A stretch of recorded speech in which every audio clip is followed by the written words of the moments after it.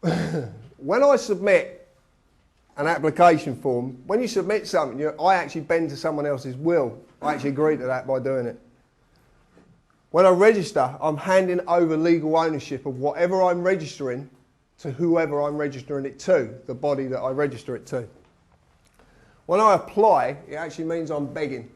And it is assumed I know what I'm begging for. And I know exactly what I'm willing to give up by begging.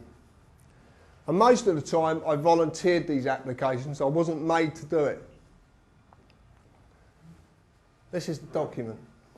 Now, since doing the last talk, a lot of people have contacted me and said, oh, my birth certificate doesn't say this and my birth certificate doesn't say that. Well, I'm glad they did that, because that actually made me look at it again.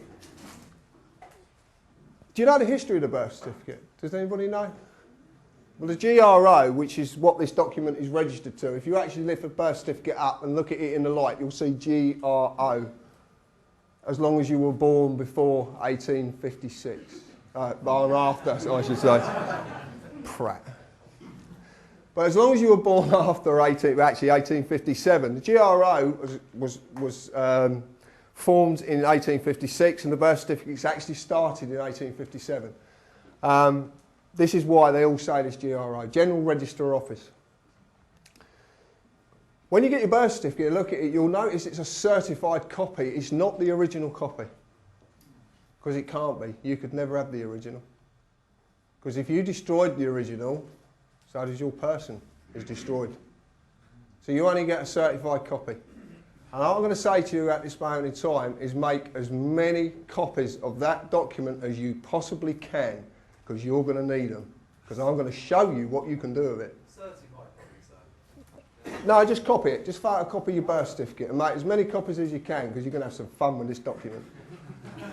They want to piss with me, I'll piss with them. It's as simple as that. And I suddenly realised how easy it is. It's going to be so easy to do, and I'll show you after.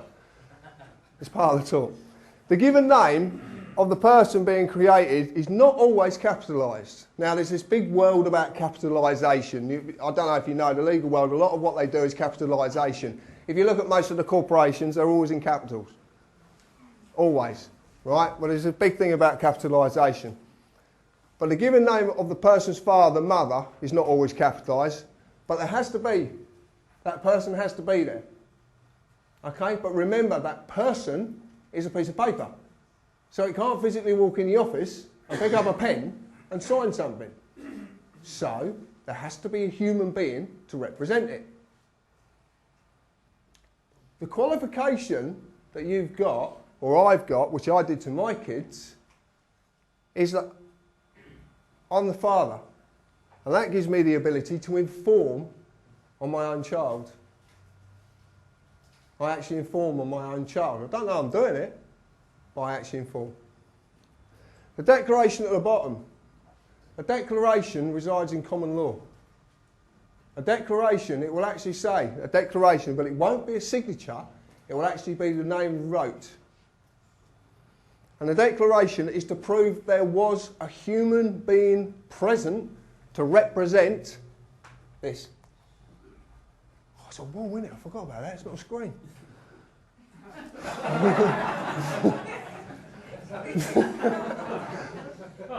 But it's absolutely true. So this declaration proves there was a human being there. Because without that human being there, how could this piece of paper toddle in the office and declare there is a baby being born and I need to register it because you need to create a person?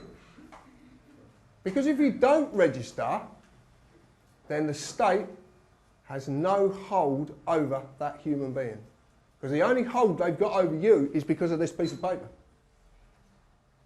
Everything in their world, everything in the legal world. A doctor recently contacted me from Amsterdam. Lovely bloke. And he was pulled up by the General Medical Council, which is a corporation. It is, you can go and check it out yourself. Go and check it. You don't need me to know. And they're not all limited, and some are non-limited. You can actually look at the differences. I don't understand it. I don't want to understand it. I just know that they're a company, and they're not meant to be a company, and it don't matter to me. And the excuses I've heard are unbelievable. I don't want to know. When someone can come up with a really good reason why they have to be a company, then I'll listen. And as long as it's in words I understand. Because a lot of the words that people use to explain these things, I don't understand. And have you ever noticed that these words are about that long and they actually mean something that long? So why not use that bit in the first place? Or is that to beef up the status, the ego, because I know these big long words? But this document, this doctor, okay, he's saving people's lives by alternative medicine and actually curing people of cancer. And he was struck off for doing it because he's saving people's lives and the farmers couldn't make their coin. Okay? He sent me a bundle of paperwork. And there is 1,500 sheets of paper in this bundle. And he's got 10 of them, and that's one case. 15,000 sheets of paper for one case of him curing someone of cancer. But the title they're taking away from him was given to him by the medical council because when you register something, you hand over whatever you're registering to whoever you're registering it to.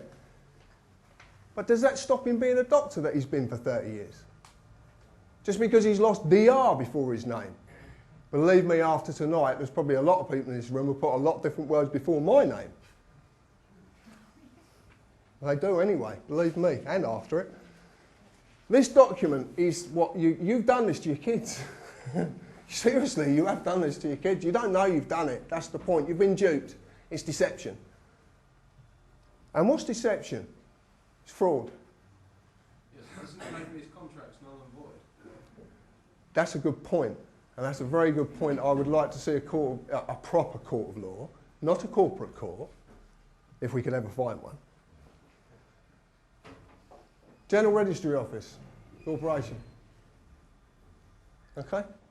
That's what you registered it to, corporation. To this day, it's still do you know the history of registration? Do you know what it was about? It was about a ship coming into dock. Do you know that? Well, ship coming into dock, when the ship docked, do you know why it's called a dock in a court of law? Absolutely. Yeah, the Sea of Rome. The sea, and it's not got an A in it either. I don't want to get into that. But basically what happened, when the ship come into the dock, the ship's captain would get off and actually register everything on that ship with the harbour master, including chattels, slaves, everything. They became the possession of the harbour master. Do you know the word liberty? Do you know where liberty comes from? Because people talk to me that they're losing their liberty. Liberty is a grant. Liberty was given to a sailor to pass port when a ship docked. He was allowed to pass port under certain conditions. What happens when you go to an airport? What do you have to produce? You just don't relate it. A bank. A bank directs the current, directs the currency. What do? You deposit on the bank. The current deposits things on the bank. It withdraws from the bank. It's so bloody obvious, staring you in the face. But you just don't know it exists. This is their world. As I have seen, the most abusive way that this has been done is the registration of births. And a simple show of this... Sorry, I'm sorry to interrupt you. I really didn't understand what you were saying before. I'm sure that it might just be me, but what you were saying about currency and banks and the words... Well, basically what it is there's... Right, I don't want to get into it because it's quite complicated, but it's not. It's very simple. There's a common law, okay, which is meant to be the common law for everyone, okay? This is what common law of the land. Admiralty law is the land of the sea. So everything it's to do with is the sea. So if you look at everything in the legal world, it's basically what happens when you leave a police station, you're bailed out? Passport. There's so many. How many have we come up with? Dock in the court, yeah. Cash flow. It's every single word relates to Admiralty law. And if you want, it's just the law of money. It's the law of money. Okay, that's all it is, because that's what basically this is all about. To show that the simple show of my children no longer belong to me and I will get into this, is that I have to have my children mandatory vaccinated. I did, not no more.